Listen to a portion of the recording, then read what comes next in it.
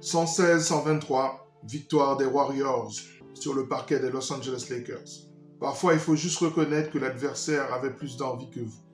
Et je pense qu'une fois qu'on a établi ce constat, on peut analyser en profondeur ce qui s'est passé. Il faudra du temps pour revenir sur ce match, le revoir, l'analyser en profondeur. Mais ce qui saute aux yeux dès aujourd'hui, c'est que l'équipe des Warriors avait plus d'envie.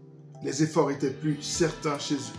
Il y a eu beaucoup de moments d'inattention du côté des Los Angeles Lakers, il y a eu beaucoup d'erreurs. Et à ce niveau, face à un tel adversaire, on ne peut pas se le permettre. Dans un match de play-off, je compte vraiment sur les Lakers pour prendre les bonnes décisions et exécuter comme il faut.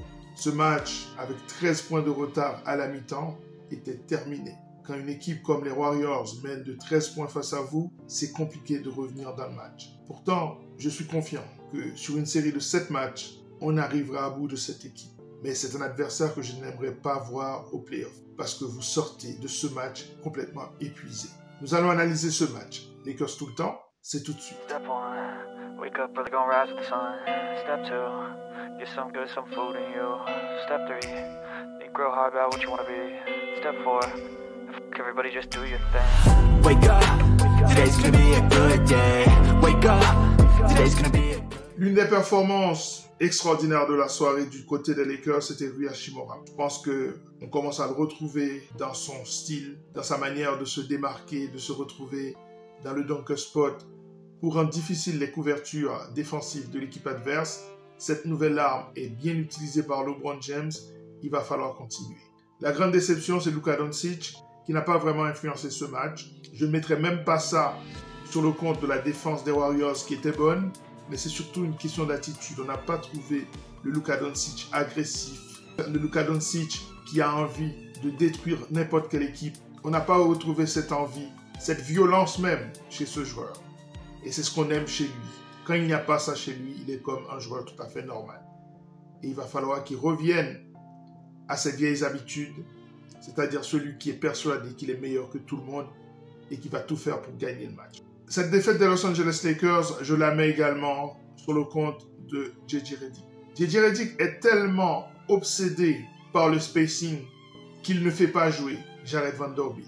Jared Vanderbilt, pour moi, a été le joueur le plus influent en deuxième mi-temps de cette équipe des Los Angeles Lakers. Malgré ce qu'a fait Austin Reeves, malgré la performance de LeBron, malgré ce qu'a fait également Rui Hachimura. Parce que les Lakers étaient en train de se faire tuer sur le rebond défensif, c'est-à-dire sur le rebond offensif de l'équipe adverse. Et quand vous donnez des deuxièmes chances à une équipe comme Golden State, en général, vous êtes puni. Il est arrivé à la fin du match de Jared Vanderbilt pour défendre en périmètre et être présent au rebond a permis à cette équipe des Lakers de souffler et de pouvoir contrôler ces possessions-là. Parce que 13 points de retard sur un match comme celui-là, face à une équipe comme les Warriors, vous ne revenez pas. Surtout si vous concédez les rebonds offensifs. Parce que des gars comme Podziemski étaient en train de prendre des rebonds offensifs sur la tête de tous les intérieurs des Lakers. Jusqu'à l'arrivée de Jared Vanderbilt. Et Jared Vanderbilt apporte une nouvelle dimension à cette équipe des Los Angeles Lakers qui certes n'a plus ce spacing optimal, mais ce n'est pas grave puisqu'il y a plusieurs manières de gagner les matchs en NBA. Et cette obsession de J.J. Redick m'exaspère un petit peu et cette non-présence de Jared Vanderbilt aurait dû être concomitante de la présence dès lors de Dalton Keunig. Parce que si vous voulez du spacing, lui, il va vous en apporter. Et pour casser l'avance des Warriors, Dalton Keunig aurait été très utile. Dans un match où le principal problème, au fond, c'est de pouvoir revenir au score.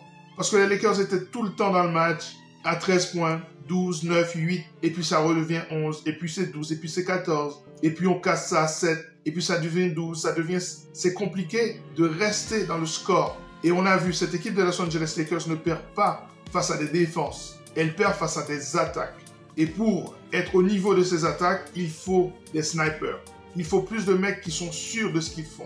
Et on a vu que Hachimura a joué un rôle important. On a vu que Austin Reeves a joué un rôle important. Avec un Dalton Keunig qui est capable également de scorer dans les 3 secteurs du jeu, ça aurait été beaucoup plus compliqué pour la défense des Warriors, tout simplement. Parce que dans ce match, vous perdez toutes les batailles. Si je regarde bien les stats, les Lakers étaient à 46% de réussite, ce qui est très bon, mais les Warriors sont à 48%. Ces 2% font une différence énorme. Alors, au niveau des tirs à 3 points, 38% seulement pour les Lakers et 45% pour les Warriors. Ça fait une différence énorme. Quand vous êtes face à une équipe comme cette équipe des Warriors de Golden State et qu'ils sont à 45% de réussite, vous savez que normalement c'est un blowout. Mais nous, on est quand même resté dans ce match. C'est un signe qu'on peut lutter face à cette équipe. Mais surtout, il ne faut pas rentrer dans une logique de jump shoot avec eux.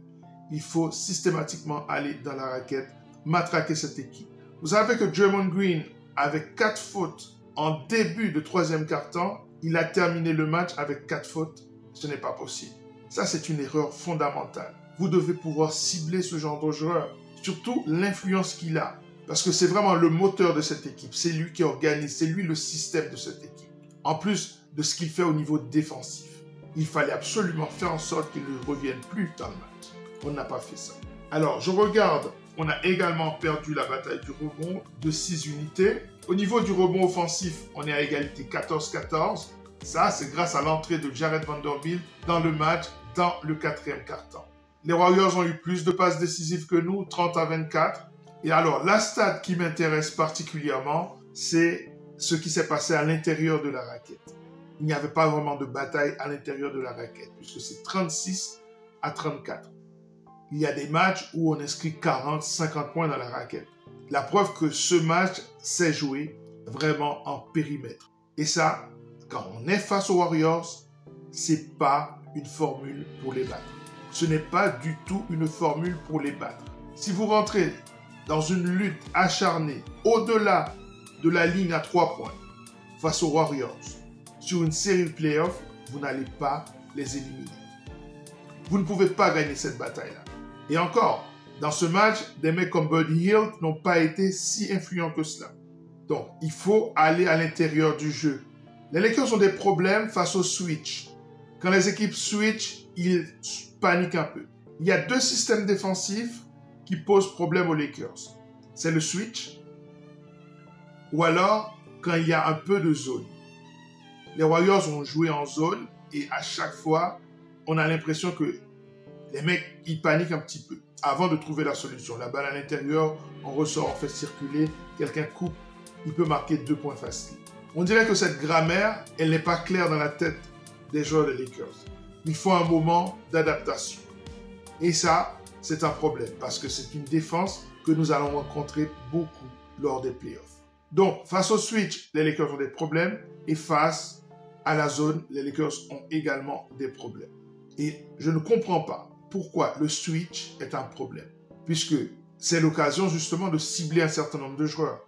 C'est exactement ce qu'ont fait les Warriors hier soir. J'ai fait une vidéo où je vous ai expliqué que le high pick and roll était l'arme fatale de cette équipe et que dans ce high pick and roll, ils peuvent faire sortir les joueurs qu'ils veulent en phase 2. Et c'était Luka Doncic, la victime de hier soir. J'ai trouvé qu'il s'est adapté un peu à la fin du match, mais au début de match, Steph Curry était systématiquement en train de le cibler. Et je trouve que les Lakers n'ont pas forcément trouvé une parade à cela. Alors si eux, ils ont pu faire ça, pourquoi nous, on n'a pas pu le faire? Quand il y a des switches, vous envoyez LeBron et vous attaquez avec force cette raquette. Ce sera la manière de battre cette équipe des Warriors. Donc, malgré cette défaite aujourd'hui, je reste persuadé que sur une série de 7 matchs, on les élimine. Mais c'est une série qui serait tellement physique. Physique, non pas parce qu'il y a des contacts, physique parce que ces mecs, ils n'arrêtent pas de bouger. C'est compliqué de défendre contre eux. C'est très, très compliqué. Donc voilà, ça a été une défaite, mais c'est une préparation pour l'avenir. Voilà, ça est terminé pour cette émission consacrée à cette défaite malheureuse des Los Angeles Lakers face à une bonne équipe, même une grande équipe des Warriors, avec un joueur qui pour moi est impossible à arrêter. Il s'agit de Steph Curry, tant il bouge, tant c'est complexe qu'il fait, tant il est précis à 3 points, 37 points aujourd'hui, face à un LeBron James qui n'a pas eu l'aide de Luka Doncic. Le prochain match des Lakers, ce sera face à l'équipe de la Nouvelle-Orléans, l'occasion pour nous de renouer avec la victoire. À très bientôt. Prenez soin de vous. Ciao.